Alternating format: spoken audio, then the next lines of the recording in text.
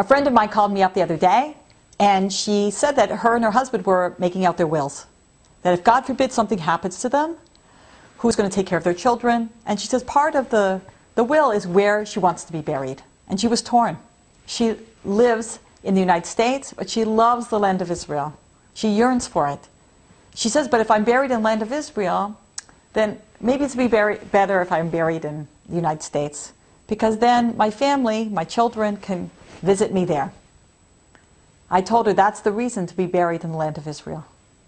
Because if for some reason your children are not living in Israel, at least once a year, on your yahrzeit, on the anniversary of your death, they will come, and you want them to be there. Doesn't matter where you're buried. It does.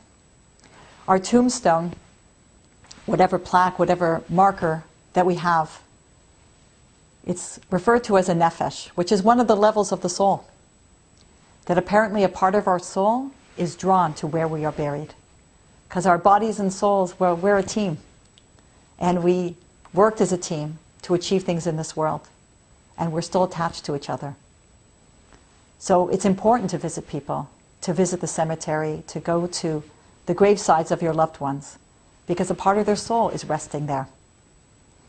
If for some reason you don't merit to be living in the land of Israel now, at least let's plan to merit that our last resting place, that a part of our soul will be there forever. There are people who make arrangements in advance to make sure that that's where they will be buried. We have a family plot apparently in Illinois on my husband's side, but I had to break it to my mother-in-law. I'm sorry, I don't want to be buried in Illinois. I told my kids, if you don't bury me in Israel, I'm going to haunt you.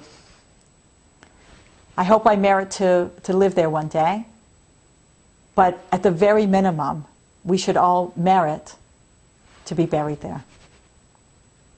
That our family and friends will come and connect to Israel and be drawn there because we're there, and that a part of our soul will be there for eternity. Think about it. You can make those arrangements. It really is a possibility that can be yours. I'm Lori, Almost Life.